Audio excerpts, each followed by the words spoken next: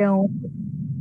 Ah, eu achei aqui. Pronto, tudo certo. Pronto. Vamos...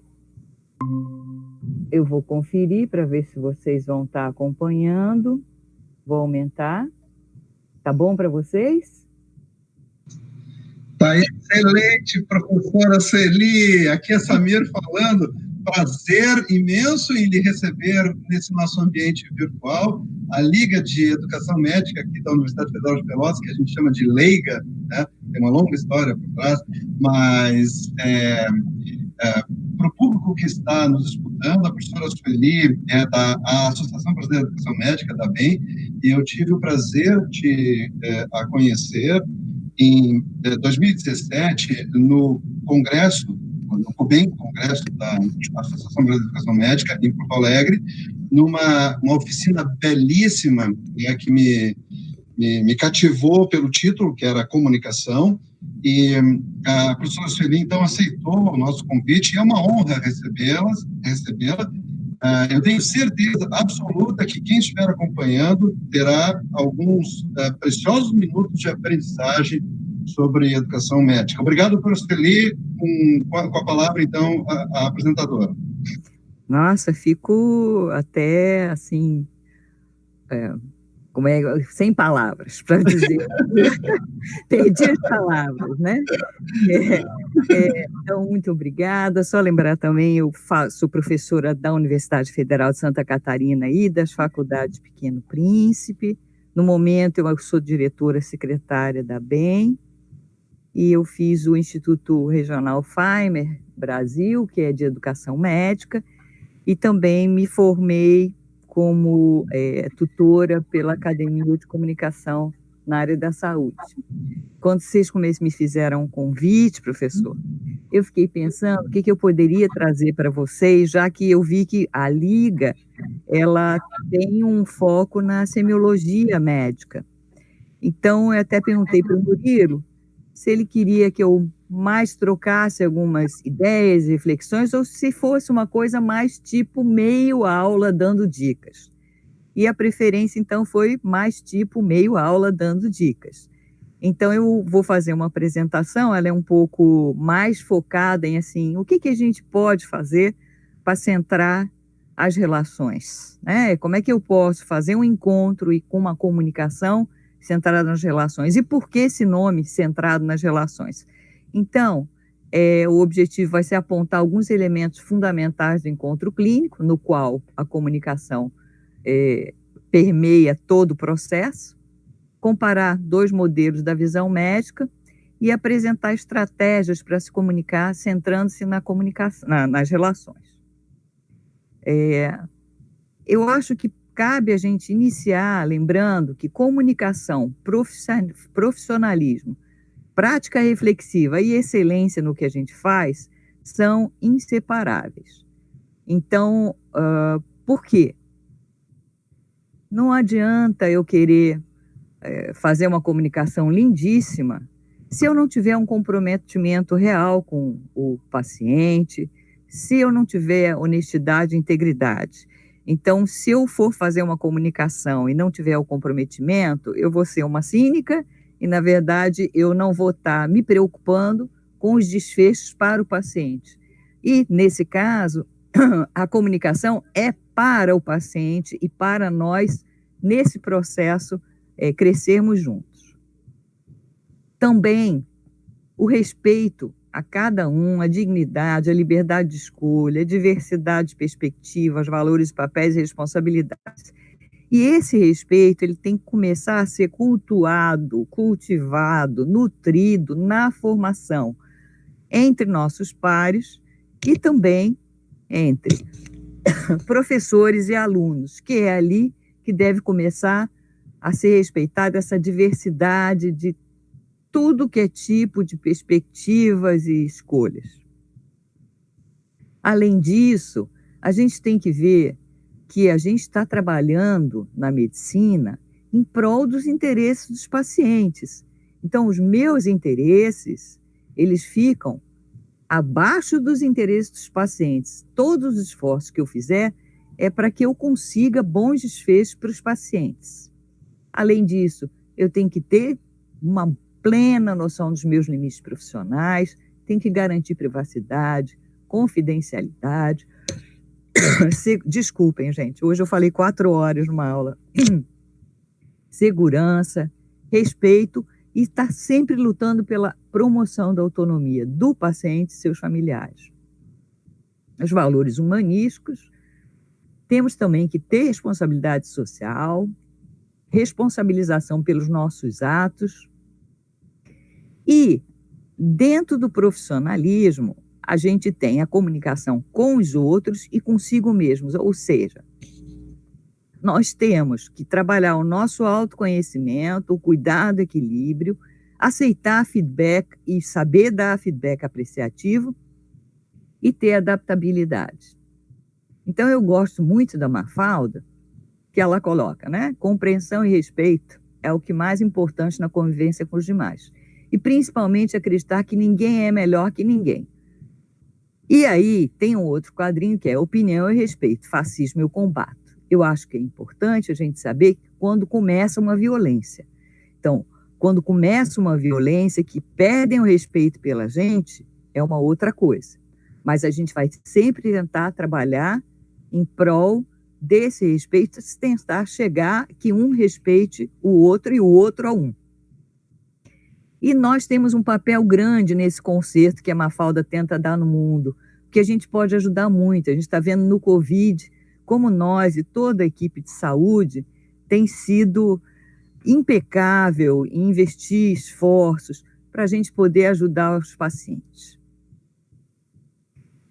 E agora, então, a gente começa a comunicação propriamente dita. Por que uma comunicação e tudo? Antigamente, não se falava comunicação centrada no profissional, mas antigamente, realmente, a comunicação era totalmente centrada no profissional. Então, se recomendava, na minha época, eu me lembro que um dos professores falava, sente numa poltrona mais alta para mostrar que é você que sabe, coloque uma mesa entre você e o paciente para mostrar uma certa distância. Então, uma série de conceitos, e um dos conceitos que me impressionou muito e que estava num livro de semiologia, estava, tente silenciar ao máximo o paciente quando ele não falar da doença, para você poder focar na doença. E como isso vem mudando, e a gente, aos poucos, foi vendo a importância da gente centrar no paciente. Esse olho que eu coloco aí, estava colorido, eu botei em preto e branco, é o universo que está dentro do olho dessa pessoa. Cada um de nós tem o seu universo e tem a sua perspectiva a partir do seu universo. E não é só o paciente, porque o paciente é uma pessoa como nós, só que nós temos a nossa diferenciação profissional, mas nós podemos virar paciente a qualquer hora. Vide Covid agora, que temos mais de 700 profissionais que adoeceram. Então, o paciente é um estado de saúde que uma pessoa tem, e em que um profissional que tem qualificação para ajudá-lo vai fazer o máximo de esforços para tal, e a equipe também. E aos poucos foi mudando esse conceito, ora no paciente, no profissional, ora no paciente. Por quê? O que interessa são as relações. Por quê? Cada um de nós tem um universo, gente. Tá, essa bagunça aí é para ser bagunça mesmo. Porque tanto o médico quanto o paciente estão imersos no sistema político-econômico, tem a sua própria espiritualidade, seu emprego, tem seus vários problemas que estão afetando a sua vida e os vários apoios que ele pode ter, tem o seu background. E, em função disso, vai ter responsabilidades e papéis. A gente vê bem agora nessa época do Covid que os professores e os médicos, né, ficam muito estressados porque tem a família para cuidar na virtualidade e tem a casa para cuidar. Então, você tem vários papéis na sua vida, tanto sendo paciente quanto sendo médico. E, então, em função de toda a nossa formação, a gente vai tendo concepções, vai dando significados às coisas, tem os valores, as necessidades, expectativas, e temos sonhos, tanto nós, médicos, estudantes, quanto os pacientes.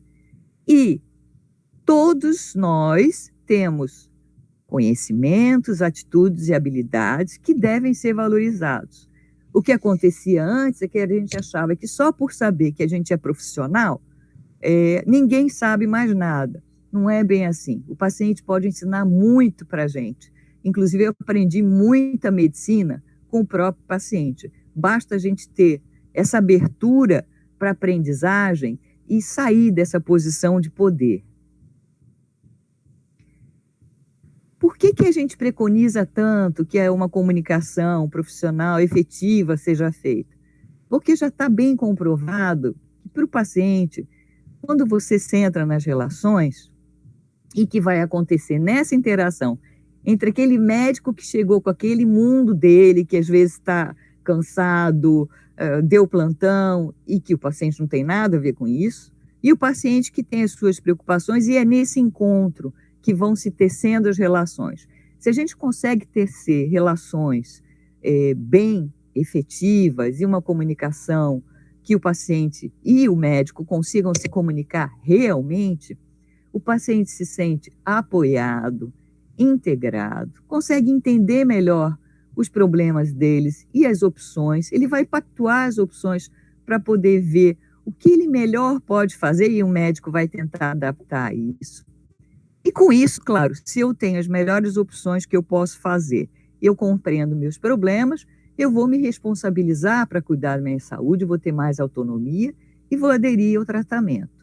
Em consequência, o paciente também tem menor estresse e vulnerabilidade à depressão e certamente os resultados são uma recuperação mais rápida, inclusive tem se visto que quando você tem uma comunicação efetiva, centrada nas relações, até a gripe diminui o tempo de sensação de sintomas mais graves, cirurgias de joelho, a recuperação é mais rápida quando faz artroplastia, a melhor resposta terapêutica, então, e tem maior satisfação.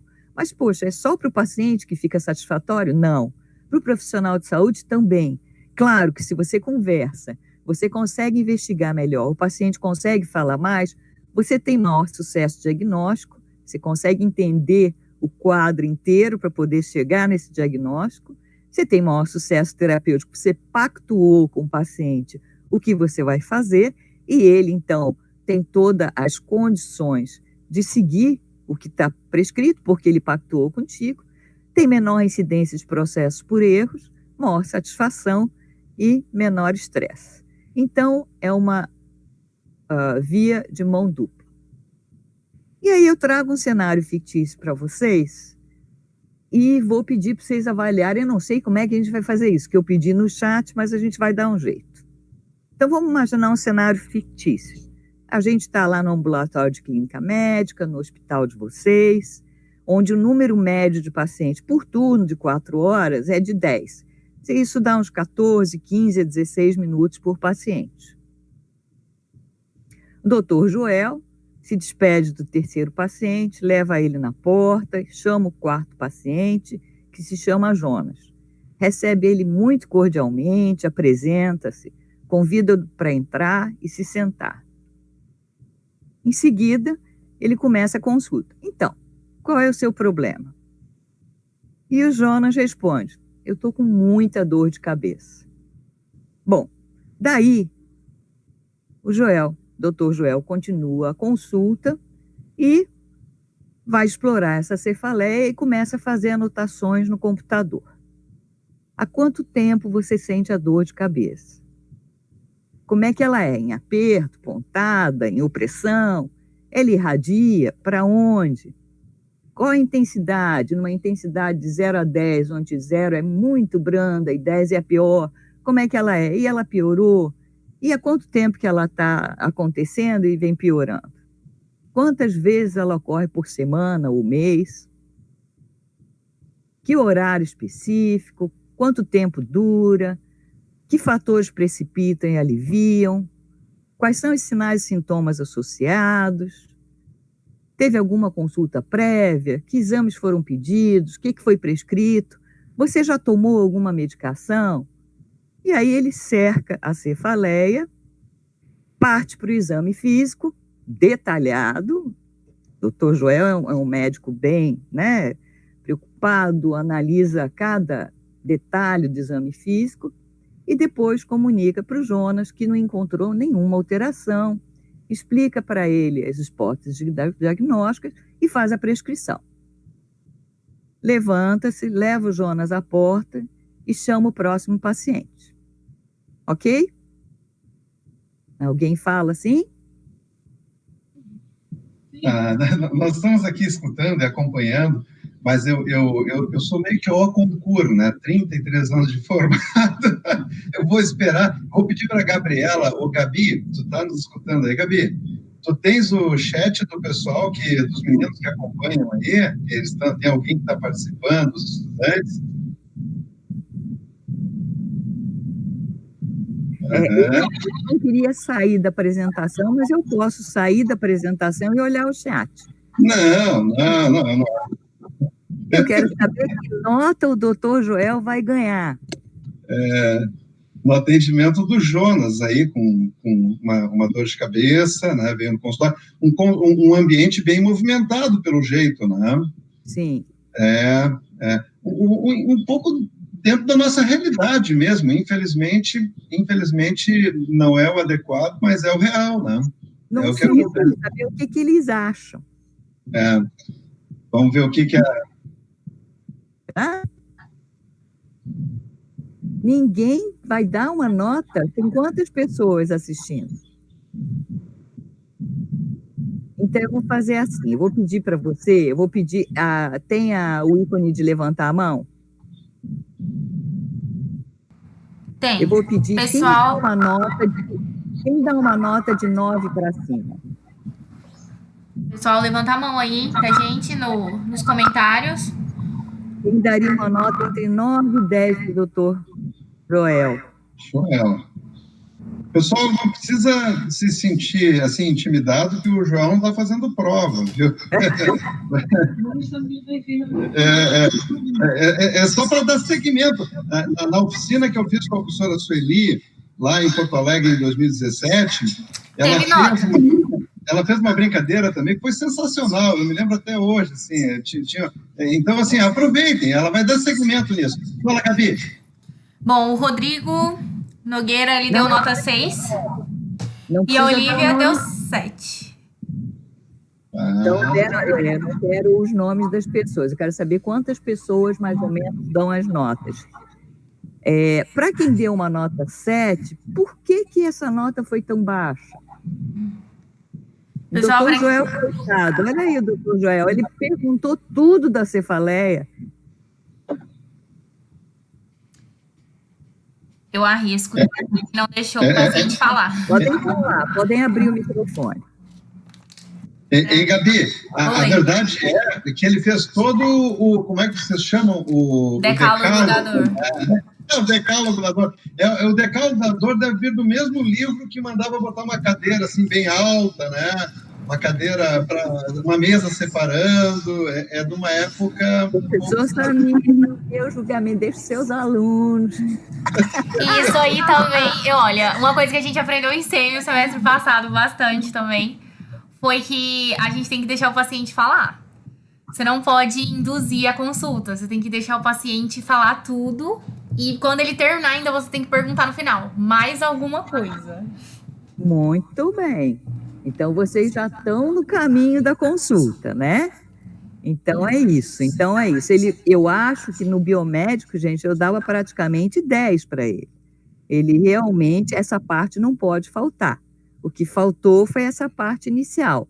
Mas, então, eu vou trazer mais algumas dicas para vocês, para ver, de repente, se vocês aproveitam um pouco mais. Mas contando para vocês o que aconteceu com o Dr. Joel e com o Jonas, quando o Jonas estava quase saindo, ele voltou para o Dr. Joel e pergunta: Dr. Joel, será que isso aí não pode ser um tumor? Estou preocupado que seja um tumor de sério. Aí o Dr. Joel teve que voltar para o consultório, conversar com ele, e é o que a gente chama do sinal da maçaneta. Então, às vezes, a gente, na tentativa daquela correria de dar conta, quando a gente não deixa aberto para o paciente, você acaba, às vezes, gastando muito mais tempo. Então, é uma falsa ilusão a gente tentar calar o paciente. E é isso, é o modelo biomédico. Bom, essa formação, como o professor Samir já adiantou, muito obrigado, professor Samir. A gente pode agora começar a trabalhar, não sei se também como é que foi a sua formação, da sua época, eu acho que você é mais jovem que eu, então talvez tenha pego já diferenças. Mas a minha formação foi assim, eu me sentia que nem a Mafalda. Eu fui superlotada de teoria e eu ficava me perguntando, será que eu vou conseguir botar tudo isso, eu vou reter? Eu espero que não esteja sendo assim para vocês. As visitas, essa daí, eu já peguei o hospital universitário, onde as enfermarias eram de 4 a 6 pacientes, mas eu visitava a Santa Casa, eu seguia o professor Marrano, que ele era um ótimo semiologista, e era mais ou menos assim, era essa superlotação de pessoas olhando para o paciente, e é interessante que ninguém está olhando para o paciente, né? Todo mundo olha para a mão do médico, o que ele está fazendo, né? O paciente ali é o objeto em foco. E eu só fui entrar em contato com o paciente no 4º ano, que é muito diferente da realidade atual, onde a gente, desde o primeiro semestre, a gente já está indo para a interação comunitária nas unidades de saúde, fazer as visitas domiciliares e tudo. E isso aí, culturas, eu botei, gente, porque eu sei que vocês vão conviver, assim como eu convivi, com várias culturas médicas. Então, tem a cultura médica, se você começar a abrir muito para o paciente falar, deixar aberto, e aí toda a parte que é da comunicação centrada nas relações, a pessoa fala, eu acho que você está meio perdida, você está sendo meio prolixa, vai direto ao ponto, né? Ou outros, e a gente fala para ter empatia, né? Tentar trabalhar as emoções, e outros falam, não tem nada disso, né? O paciente está aí para nos ajudar, vamos aprender. Então, a gente vai conviver com isso, e é importante manter o foco nos nossos valores mais arraigados quando a gente escolheu fazer medicina. A gente queria ajudar quem, né? Qual era o nosso objetivo? E isso é muito importante. E eu descobri uma tese maravilhosa da Ana Rosa Sankovski, que eu trago aqui para vocês. Olha que interessante. Em 2002, ela fez 3 grupos. Um grupo com 36 pacientes com visita sem discussão à beira do leito. Um outro grupo de 34 pacientes com discussão à beira do leito. E no grupo 2, teve uma intervenção onde a discussão era à beira do leito, mas sob um novo modelo, onde o paciente era incluído e participava ativamente. Então, vejam que interessante. Aparecem os aspectos positivos, provavelmente, desses pacientes que foram incluídos, né? O que a visita causa neles? Anima, dá segurança, maior informação, respeito, carinho, né? Por outro lado, tem as falas daqueles que não foram tão respeitados e tão levados em consideração. Então, é interessante, olha, visitam um leito vazio, falam difícil e parece até que o caso é grave, omitem informações, sensação de ser objeto. Pior, parece que estão vendo um bicho estranho. Então, eu achei espetacular essa tese, até recomendo que possa ser trabalhada, discutida, porque intervenções que a gente possa fazer, que nas visitas e tudo, a gente possa estar trabalhando essa comunicação, essa inclusão dos pacientes e suas famílias, é muito positivo. Bom, então passando agora para frente, eu vou trazer algumas dicas. Algumas eu já vi que vocês já sabem, já dominam, e talvez algumas não tanto. Se souberem todas, vai ser maravilhoso, porque aí vocês só checam e falam, gente, já alcanço tudo isso, então só tenho que polir, né, e lapidar. Então, existem vários modelos que foram construídos para centrar no paciente ou nas relações. Então, vocês vão escutar falar do SEG americano e mesmo os ingleses menos, né? Fazem acrósticos, né? SEG, 4 hábitos, e aí os 4 hábitos é um que eu vou estar mais abordando, que é invista na relação, elucide a perspectiva do paciente, demonstre empatia e invista no final. E um muito conhecido é o Calgary-Cambridge. Esse outro método clínico centrado no paciente foi um dos primeiros, foi do Moira Stewart, e também tem o Pendleton. São pessoas que foram muito importantes. Então, esse é o Calgary-Cambridge, que vocês devem conhecer, onde a gente, dos 2 lados, tem seta, que é ao longo de toda a consulta, a gente vai providenciando a estrutura, organizando, cuidando do fluxo, e também a gente constrói o relacionamento ao longo de toda a consulta. E aí, na primeira etapa, você tem o preparo do médico, depois você estabelece vínculo, identifica as razões da consulta, não é a razão, você parte do pressuposto que não há só uma razão. Você obtém informações a partir da perspectiva do paciente, da informação de base da perspectiva biomédica, faz exame físico, explica, né, fornecendo quantidade e tipo de informações apropriadas, alcança uma compreensão compartilhada, incorpora a concepção do paciente sobre o adoecimento e fecha a consulta no momento apropriado, né, e planejamento para o futuro. O que aconteceu aqui que travou? Bom, o que eu vou trazer de macete aqui para vocês vai ser baseado mais no... A gente, quando dá esse curso lá nos Estados Unidos, são 2 dias intensivos de train the trainer, né? Treine o treinador, treine o cuidador, e depois a gente faz uma imersão para aprender a treinar os outros. Então, nessa consulta, a gente tem o preparo do médico, que faltou um pouco para o Dr. Joel, né? Ele já na porta, ele já chamou o outro. A recepção do paciente, que o outro fez muito bem, ninguém elogiou, coitado do Dr. Joel.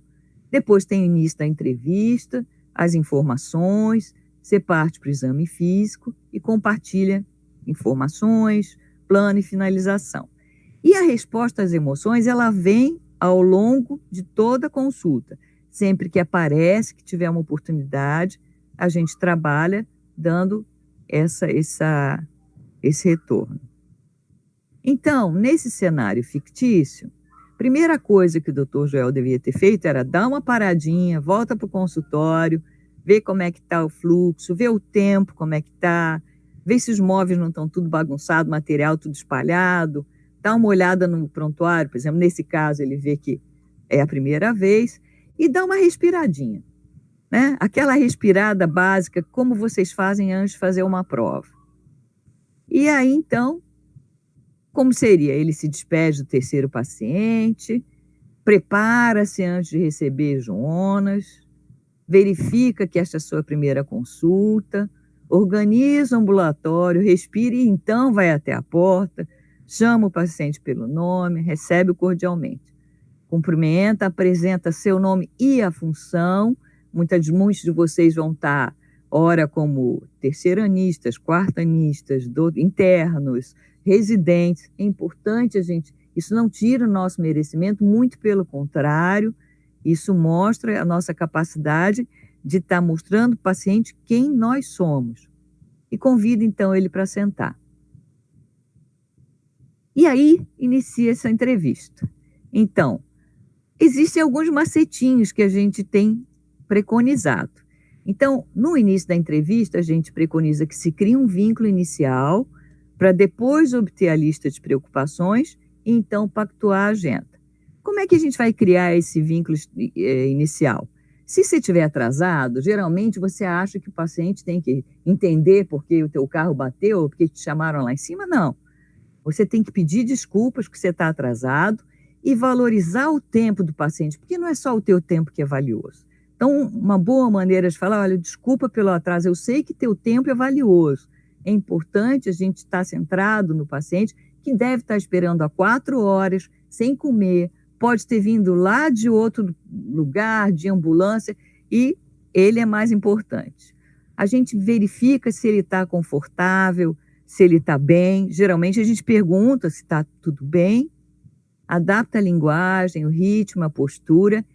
E geralmente, quando a gente entra numa consulta, vocês quando entram numa consulta, como pacientes, a gente sempre está meio tenso, né? Se a gente não conhece a pessoa, se não, né? Se acabou de chegar de algum lugar. Então, fazer um comentário social quebra esse gelo inicial. O que é? E aí, como é que o senhor veio? O senhor demorou para chegar? Se você vai fazer uma visita na enfermaria, como é que está essa comida do hospital? Como é que está aqui? Se é na emergência, às vezes você não vai ter tempo, mas a gente pode perguntar, puxa, demorou muito para te atender? Quer dizer, é uma preocupação nossa com ele, e que eu acho que não é uma coisa que é artificial. Aos poucos, a gente vai vendo que a gente vai conhecendo melhor como é que está o estado de espírito desse paciente para ele ter chegado até nós. Outra coisa que é importante é a gente reconhecer barreiras. Então, se você vai trabalhar com computador, o computador virou quase uma outra pessoa no consultório. Então, a gente fala, olha, eu vou usar o computador, mas eu vou fazer o máximo para esse computador não interferir na minha relação com o senhor. Se a TV estiver ligada na enfermaria, você fala, será que a gente pode baixar um pouco a TV? Aliás, se a TV estiver ligada, ela pode ser um ótimo assunto para esse comentário social. Que programa o senhor gosta mais de ver? Então, eu acho que fazer esse vínculo é muito bom, né?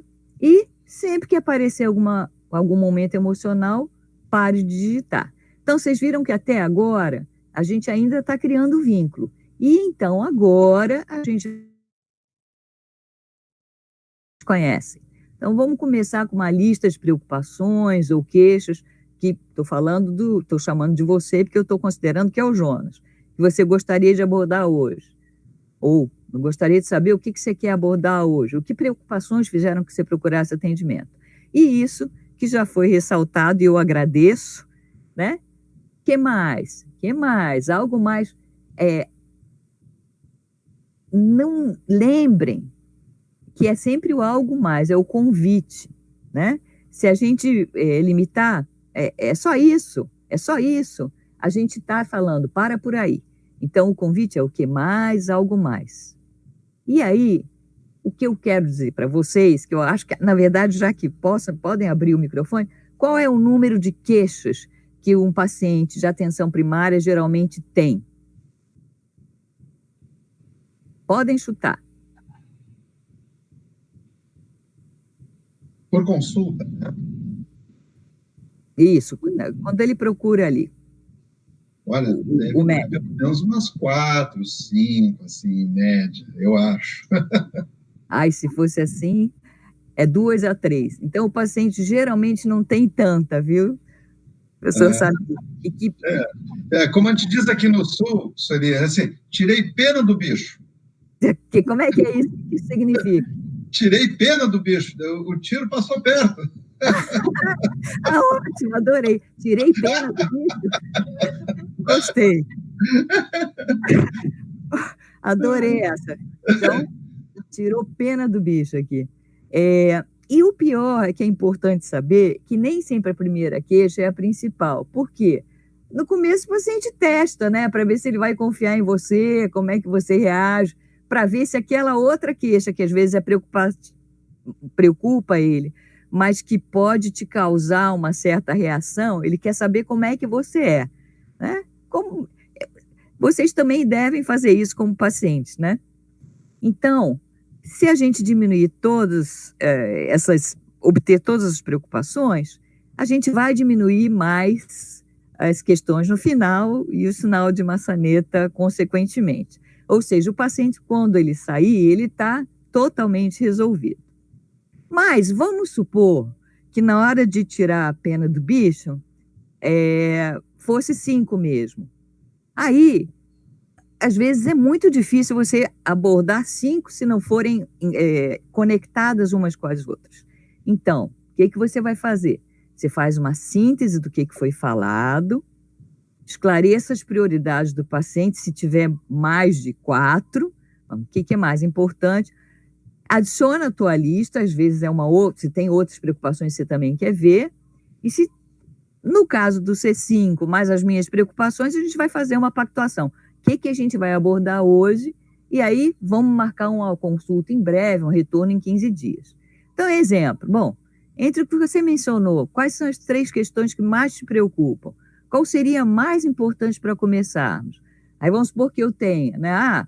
Bom, assim como você, eu também estou preocupado com a hipertensão, eu quero rever suas medicações. E aí, não, poderíamos abordar, então, esses 3 itens hoje, deixar a dor, não sei aonde, no joelho, o outro que não seja tão importante para o nosso próximo encontro. Então, essa pactuação, ela é numa conversa, num diálogo, para que todos se sintam bem. Nem o médico pressionado pelo tempo que ele não tem, nem o paciente por suas queixas mais importantes não terem sido abordados. E aí a gente parte, então, para as informações, centrando nas relações. Como é que a gente vai iniciar a conversa? Então, nessa parte a gente vai trabalhar o início da conversa, as perspectivas do paciente, as emoções, a resposta empática e a transição da consulta para esses dados biomédicos mais com questões fechadas. Então, conte-me mais sobre a sua cefaleia, a sua dor de cabeça, e deixe o paciente falar, como já foi falado.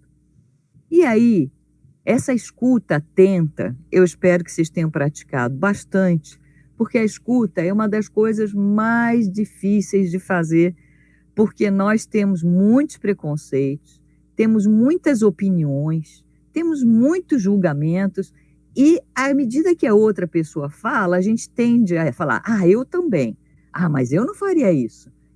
E aí você tenta aconselhar ou você tenta sugerir. Não, a escuta atenta, você está inteiro, você está presente para escutar o que o paciente está te trazendo. E você vai escutar em silêncio, dando encorajamento para ele e tentando demonstrar empatia sempre que acontecer alguma situação em que ele se emocione. Tem que segurar as perguntas, né? O médico geralmente já pula para a parte mais objetiva. E vamos lá. Quanto tempo depois do início da fala do paciente o médico interrompe?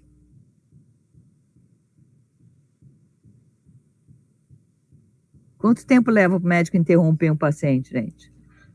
Depois que ele começa a falar. Muito bem, 18 a 23 segundos. Né? E quanto tempo a mais o paciente falaria se ele não fosse interrompido? 90 segundos, gente. Então, isso aí já está comprovado que se você deixar o paciente falar, ele não só vai completar o que ele tinha a falar, como às vezes ele vai te trazer muita coisa que você nem pensaria que estaria por baixo do que ele está precisando falar. Mas tem gente prolixa. Tem. Algumas pessoas são, felizmente, raríssimas. E nesse caso, passou 3 minutos, 4 minutos, né? Aí você tenta voltar para o foco, né? Mas a maior parte das consultas, em 3 minutos, você consegue que o paciente fale. E aí vai explorar as perspectivas. O que é interessante é porque, se você fizer a pergunta errada nesse momento, você está ferrado. Porque, assim, se você perguntar, o que você acha que é a tua dor de cabeça? Ele vai falar, eu vim aqui para isso, né? O que o senhor me diz, né? Então, às vezes a gente tem que fazer uma historinha. A gente sempre pensa alguma coisa que possa estar causando o que a gente está sentindo. O que você já pensou sobre isso, né?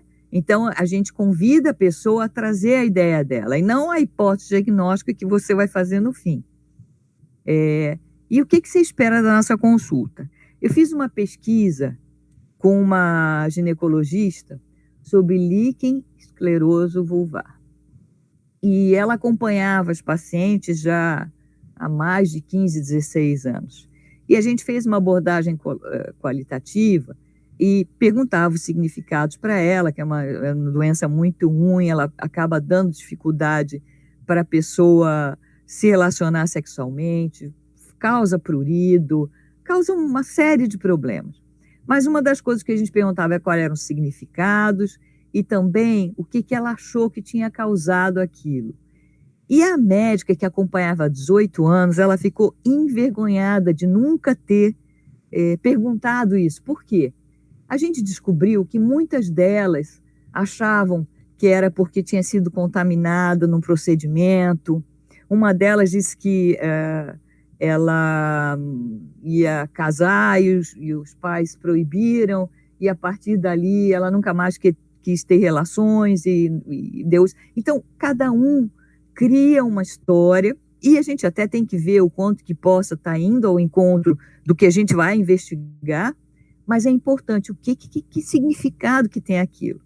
E eu não esqueço, quando eu estava lá nos Estados Unidos, que o professor Denis Nova, quando a gente chegava lá para ensinar para os residentes, ele pegava e falava assim, vamos ver por que o paciente adoeceu nesse momento. E ele chegava e abria para o paciente falar, a gente descobria coisas que as pessoas não tinham sabido. E então é isso. Geralmente, aquele momento que a gente adoece é causado por alguma coisa, e nós temos os significados daquilo que tem acontecido e as nossas explicações, como o paciente. Então, quando a gente vai explorar e nomear as emoções, a gente vai tentar reconhecer tanto as pistas não verbais, quanto a verbal, as emocionais. É claro que às vezes o paciente está chorando explicitamente, fica fácil, mas às vezes você tem que estar atento. E às vezes você dá uma notícia e o paciente dá uma risada. Aquela coisa, né? Eu tenho câncer, sabe? Como se ele estivesse negando, né? Ou parece que nem escutou. Então, aí a gente convida o paciente. Bom, eu gostaria de saber, né? Eu acho que essa notícia não é comum ser dada, né? É uma notícia diferente. Eu queria saber como é que o senhor está se sentindo emocionalmente. Então, convidar o paciente para se expressar emocionalmente, porque algumas pessoas não querem entrar em contato com as emoções e fica difícil da gente ajudar. E, se a gente reconhecer, a gente vai nomear. Então, e aí vem, né? Tem gente que odeia falar a palavra empatia, porque empatia é uma coisa que é tão falada que virou um termo vulgar, mas responder com empatia e compaixão. Compaixão não é dosinha pena. Compaixão é compassion, vem de compassion, que é no sentido de eu não só tenho empatia com você, mas eu me importo, eu quero fazer alguma coisa para te ajudar. Então, a empatia não é você se colocar no lugar do outro, porque ninguém consegue se colocar no lugar do outro, a não ser que a gente baixe o espírito, né? Aí, se a gente conseguir incorporar o espírito da outra pessoa, realmente a gente vai se colocar no lugar dela. Então, a gente consegue imaginar como é que o outro pode estar se sentindo naquele momento. Então, a gente nunca vai falar, eu sei como é que você está se sentindo, eu entendo o que você está sentindo. Não, você não entende. Você imagina, você acha que ele está sentindo. E isso é que é importante. Parece que você está sentindo isso, né? E você aí demonstrar a intenção em ajudar. A gente também vai usar a comunicação não verbal. E, voltando aos acrósticos, um acróstico que funciona muito lá e que o pessoal adora, e quando os médicos descobrem, eles ficam encantados, é o tal do pearls, que é pérolas, né? Que é o P, para você demonstrar, mas eu vou tentar ir pela ordem, porque, na verdade, o E é de nomear a emoção. O L, que está lá embaixo, depois que você reconhece e nomeia a emoção, você tenta legitimar. Na tua situação, é mais que natural estar se sentindo assim, qualquer um se sentiria. Depois, você faz demonstração, né, de estar parceiro, vamos trabalhar junto, né, ou de apoio, eu vou estar contigo, vou estar te acompanhando. E tem o respeito que eles falam, que é o de admiração, tipo, admira a tua fibra, né? E tem um A, que ele é um coringa.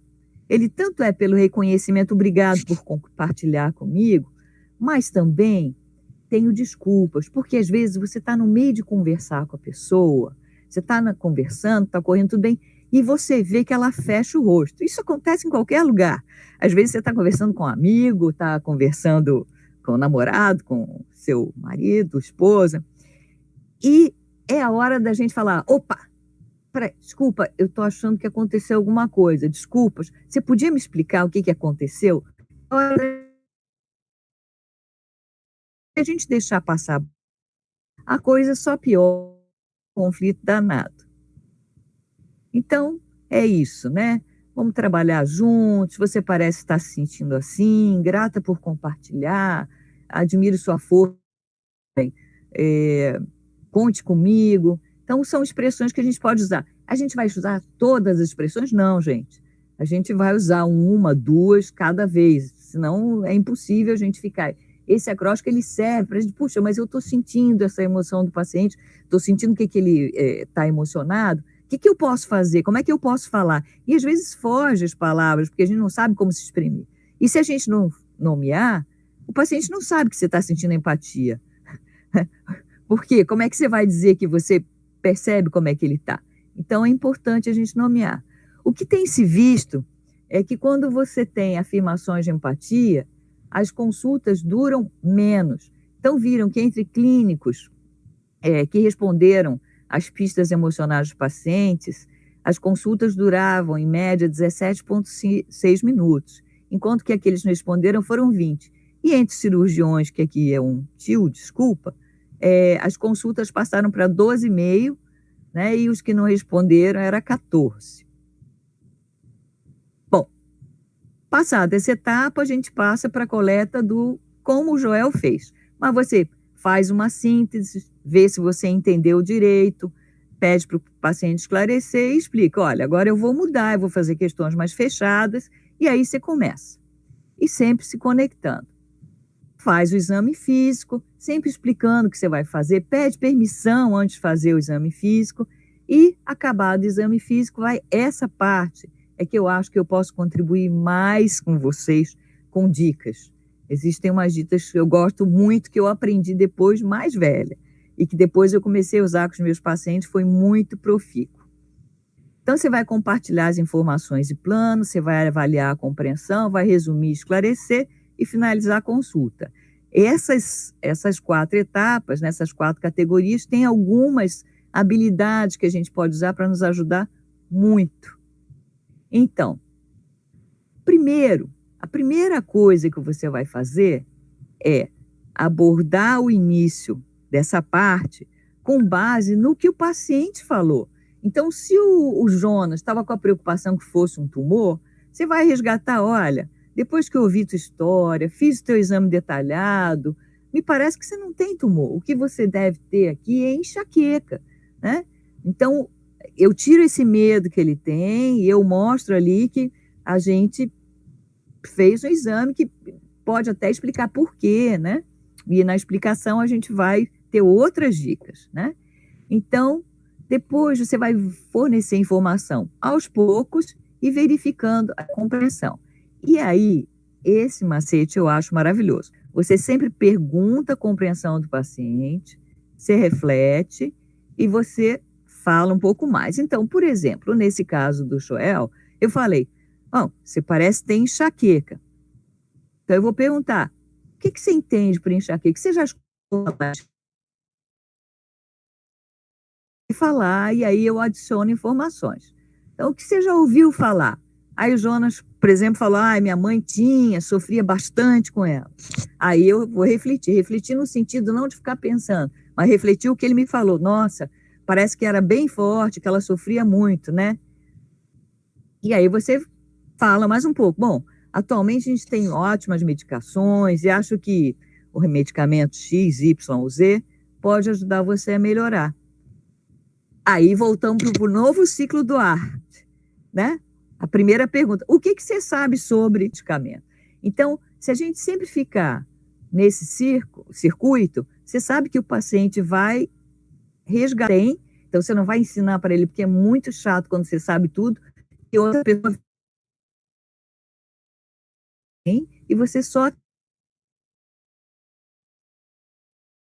faz essa diferença entre um diálogo e um monólogo, e pode ser usado para tudo, para a preferência do paciente, meta, barreira, pode ser usada no trabalho em equipe, quando a gente quer saber quais são as preferências das pessoas.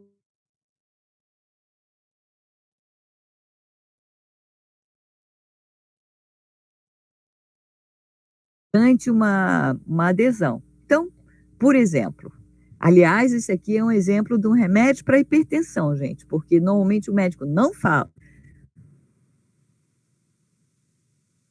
Que tipos de efeitos? O médico não conta que certos remédios para hipertensão vão poder causar um pouco mais de impotência, né? A pessoa pode perder a potência. Então, ele esconde, né? Então, é importante a gente ser sincero e explicar e depois perguntar, ele vê, né? E aí a gente pode até fazer um plano, você pode fazer assim, assado, vamos trabalhar junto para ver o que a gente pode fazer. Bom, finalmente tem o ensino de volta.